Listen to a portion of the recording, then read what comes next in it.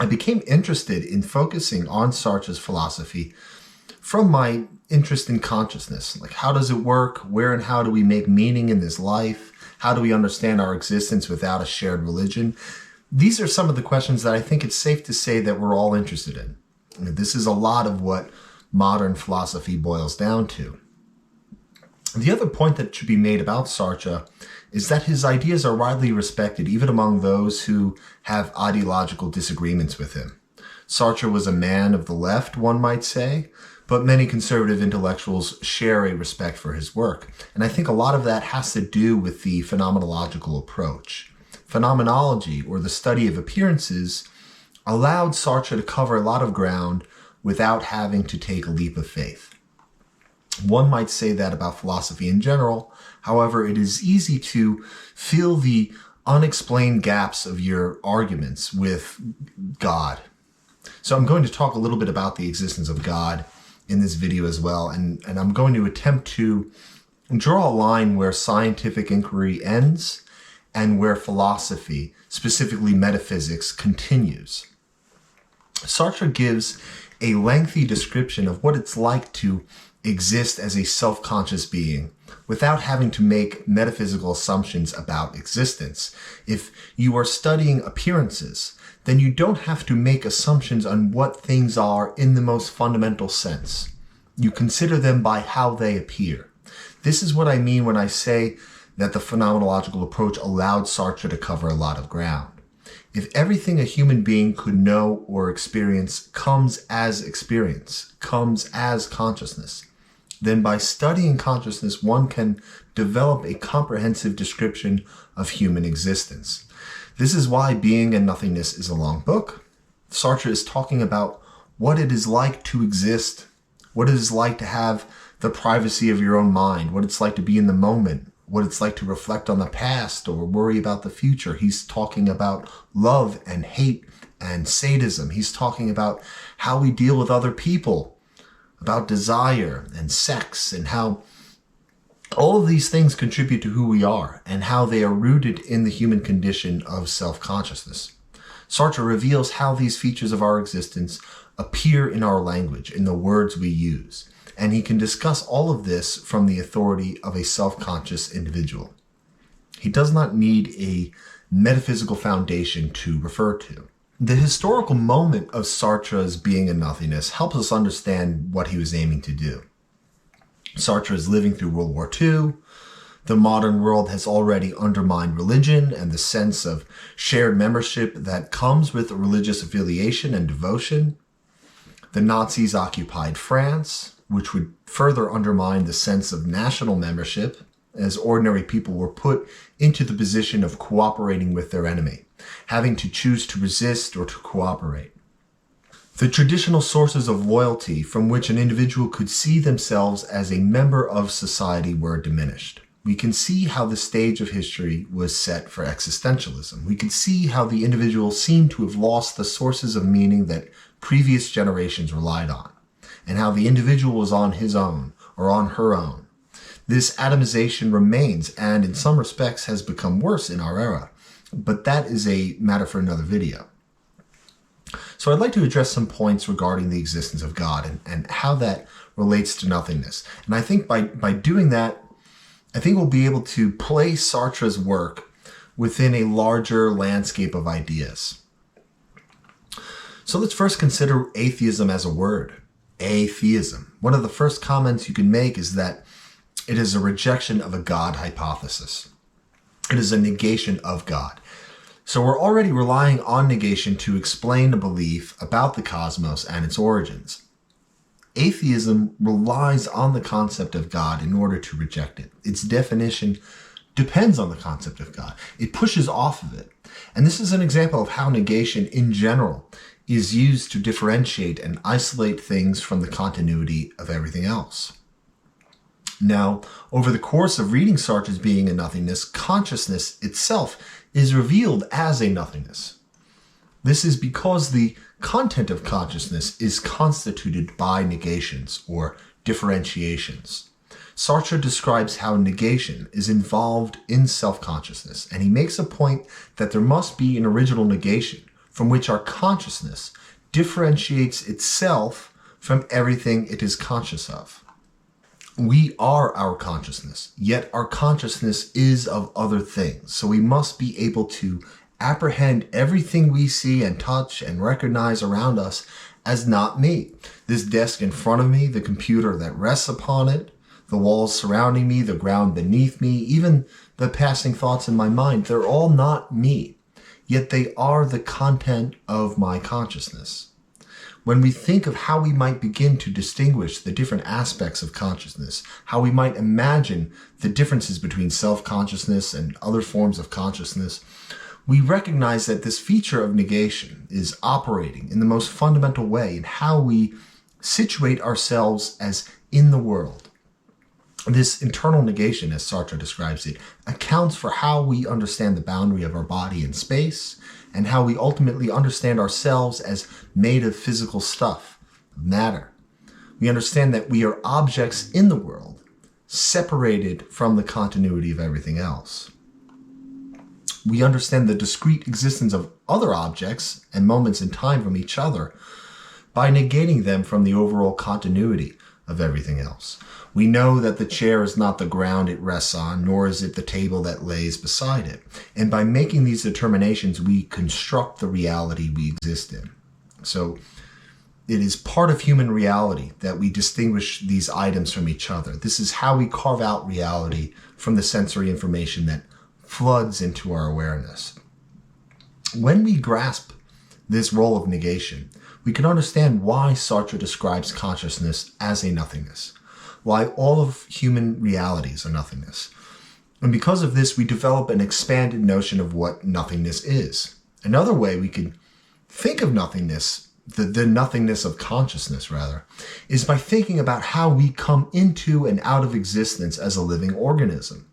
It is easy to understand that the matter we are made of existed before us and will exist after we die.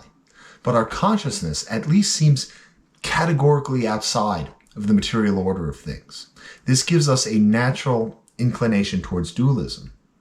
For Sartre, it is because consciousness is a nothingness that it can be compatible with being, since it does not have to fit into or obstruct the undifferentiated continuity of being.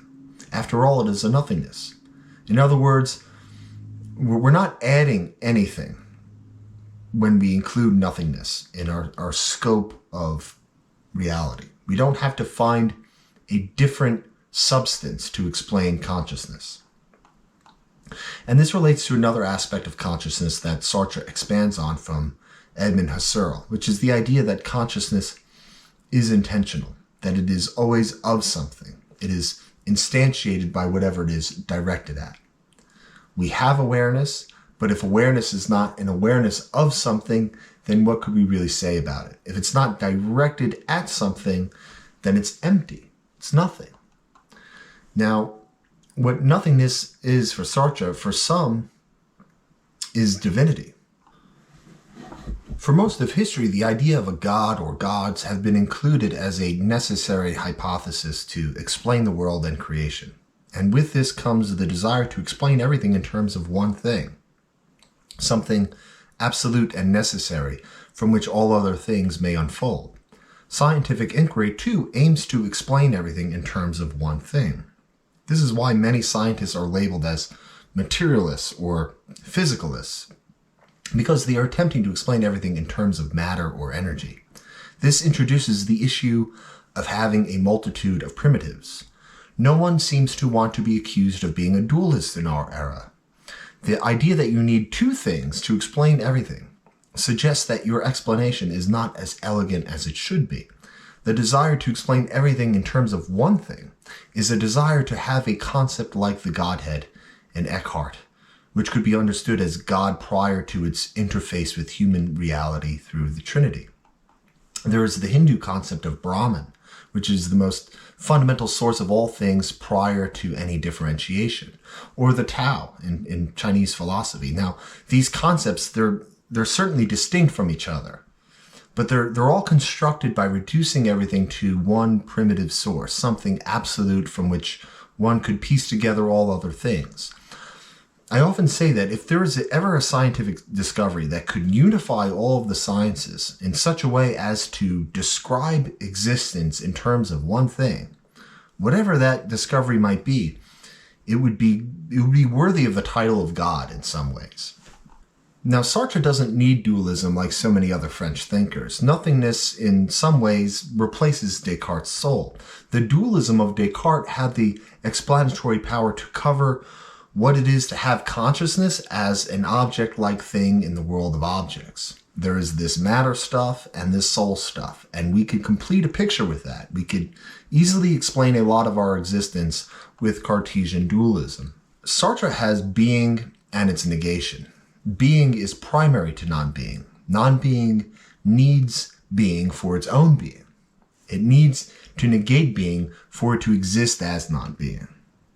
Non-being doesn't need its own separate substance to exist. Sartre doesn't need two things to explain the consciousness that we are and the physical object that we are, because he has being and its negation. He doesn't need dualism because non-being doesn't add to being, because it's nothing. The Christian mystic Meister Eckhart, who I briefly mentioned just a moment ago, talks about nothingness as the domain of God, or as an opening to God. God has no attributes, as that would be a limitation to his infinite nature. He is empty of any particular attributes, lying beyond what is intelligible to the human mind. For Meister Eckhart, God is an absolute, abstract unity, which is so broad that it is essentially empty. Hegel had a similar way of reconciling the concepts of being and nothingness, in that being was so broad that it encompassed everything. If everything that is, then it has being as its shared quality with everything else. Existence itself is the common denominator. So by referring to the concept of being, we fail to isolate anything from the whole of existence. We, in a sense, come up empty, as we haven't even begun to say anything about anything. There is no specification that could be made about being, and therefore there are no qualities from which we might differentiate any part from whole. So being, broadly defined, could be seen as an empty concept, and this unites it with nothingness. The sermons of Meister Eckhart invite us to divest ourselves of ourselves. If we strip away the layers of experience that are captured by our awareness, we end up only with our awareness. We trace ourselves back to an emptiness. In his second sermon, Eckhart states that if the soul is to know God, it must lose itself. It must forget itself. For as long as it contemplates itself, it cannot contemplate God. What is called for here is a radical disengagement with the world and all of human reality. And I'm tempted to say that every religion has produced thinkers who have articulated this realization. We might reflect on our awareness as always with us, as this still neutral presence from which our experiences and the emotions that come with our experiences pass in front of. One might say that retreating into this domain is part of what meditation is about. For Meister Eckhart, emptying yourself of thoughts and experience is a way of making room for God to come in. For Sartre's purposes in writing Being and Nothingness, there is no reason to embellish nothingness with a divine presence. If you are a philosopher conducting a phenomenological study, you don't want to rely on God as part of the premise of whatever it is you may be arguing for. Nor do you have to make any assumptions about what matter is, or how consciousness emerges from bits of matter that have no consciousness. Appearances are what are important in a phenomenological study. Sartre can give a comprehensive picture of what it means to be a self-conscious individual without making any metaphysical assumptions other than that matter is simply part of what appears to a conscious being. He's taking a standpoint that is similar to the position of a scientist analyzing data.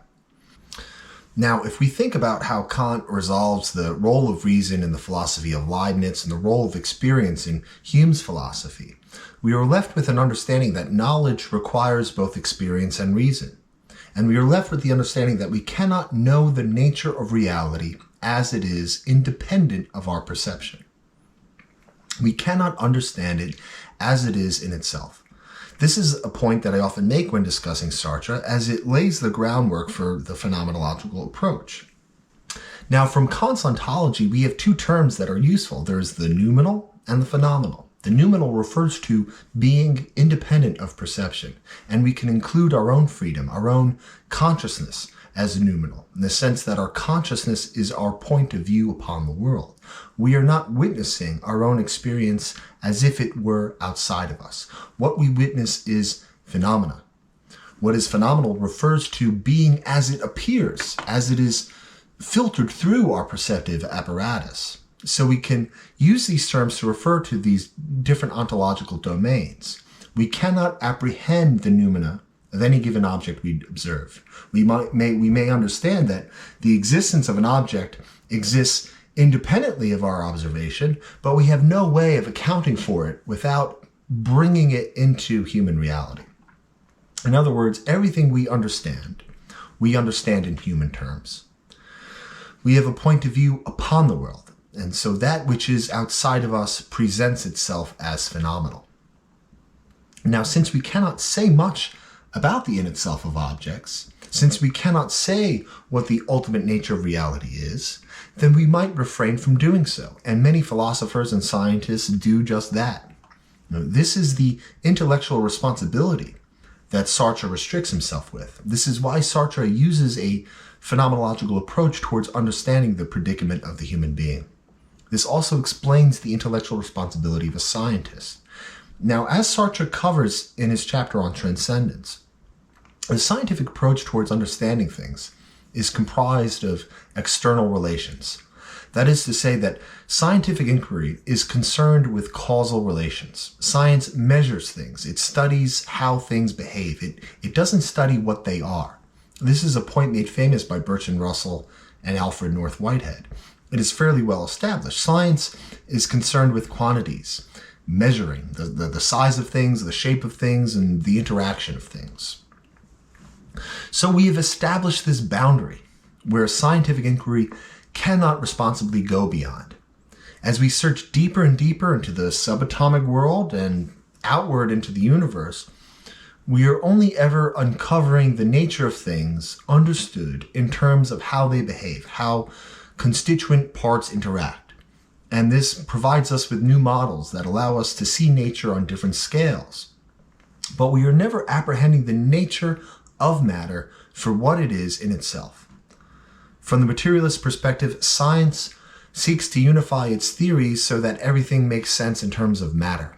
Or from the physicalist perspective, science explains things in terms of energy or probability. Either way, what is being studied is what matter is doing, not what it is. Now, one may choose to use the word God to refer to the other side of this boundary, and many people choose not to and have good reasons to. I think that atheism is a responsible intellectual standpoint to observe the world dispassionately and scientifically, but if it makes assumptions about the other side of this boundary, then it commits the same leap of faith as a religious myth. Regardless of what position you take on the existence of God, one must admit that it is existence itself that undeniably exists. And this forces us to take a position on the explanation for existence itself. Why and how is there anything at all? All the models we have to explain anything become inadequate. We say that the universe is expanding without explaining what it expands into. We trace back causal relations without knowing how to end the chain with a single cause, a single being that is its own foundation. There may be reasons to think that these questions are flawed, but the fact that we have to deal with them both suggests a boundary of human intelligibility, and it suggests that there is another side to this boundary. Kant brings us another insight, which is that as we identify a boundary, we imply the existence of another side. So this boundary that I'm attempting to outline as the limit of scientific inquiry and the beginning of metaphysical speculation, the boundary of studying what matter does as opposed to what it is, implies another side. And when we speculate on the nature of what matter fundamentally is, we begin to discuss metaphysics. The difference between Meister Eckhart and Sartre is a difference about what should be said regarding the other side of this boundary. For Sartre, on the other side of this boundary, there is nothing. Or rather, there is nothing that could be said about the other side of this boundary. The aspect of nothingness that is negation is what Sartre carries over onto the other side. I'm sure he has other reasons for his atheism, but I think this is something to reflect on. Meister Eckhart comes to very different conclusions than Sartre does, while also sharing a deep understanding of nothingness and its relation to consciousness. If we consider the malleability of the word God in the modern world, the difference between atheists and theists often has to do with the words we choose to describe an agreed upon reality. Now, while Sartre is claiming that consciousness is a nothingness, he's not reducing consciousness to nothing. He is describing it as a nothingness. Physicalists want to describe consciousness in terms of the material complexity of the brain, yet they will only reveal new permutations and combinations within neural physical activity. These neurons and these dendrites are just firing off in such a way that, voila, you have consciousness. This explanatory jump that science must make from measurable brain activity to consciousness will necessarily bypass something essential about the nature of consciousness. Simply describing the complexity of brain matter will not complete a picture of how consciousness works. Neuroscientists are challenged to explain how consciousness emerges from the causal relations within the brain. This would amount to fitting an ocean into a teaspoon. The methodology of scientific inquiry takes the point of view from nowhere. It only accounts for external relations, how one part interacts with another. By necessity, science leaves out the subjective experience of a conscious observer. Now, just to be clear, when materialists or physicalists assume that matter is nothing other than dead stuff, they are making an assumption. No one could say with certainty what matter fundamentally is, and they cannot experiment in any such way to find out. C.S. Lewis made an analogy to address a claim often made by skeptics regarding the lack of evidence for the existence of God. The fact that there is no evidence of God is grounds for discounting God as a hypothesis for the explanation of anything. And for C.S. Lewis, this is like looking for information on the life of William Shakespeare by reading his plays. And of course, if you read King Lear or Romeo and Juliet, you will not find a single detail on who wrote it. You'll read about Cordelia, you'll read about the Montagues and the Capulets, but you won't encounter William Shakespeare. Now, there are some issues with this analogy, but I think it's clever, and I think it helps illustrate this boundary I'm attempting to outline. As I mentioned earlier, Sartre's being and nothingness isn't asking metaphysical questions about reality. Sartre does outline at the end of the book what it would mean to ask metaphysical questions from an existentialist standpoint, but by and large, since being and nothingness is a phenomenological inquiry, it is studying appearances. And if we're studying appearances, then we are examining mental content. We are not asking about the nature of reality independent of the way it appears to us.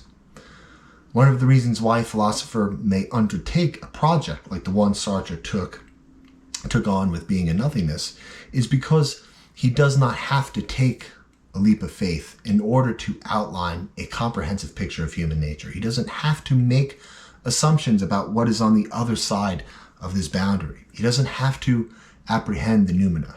He is merely interpreting phenomena.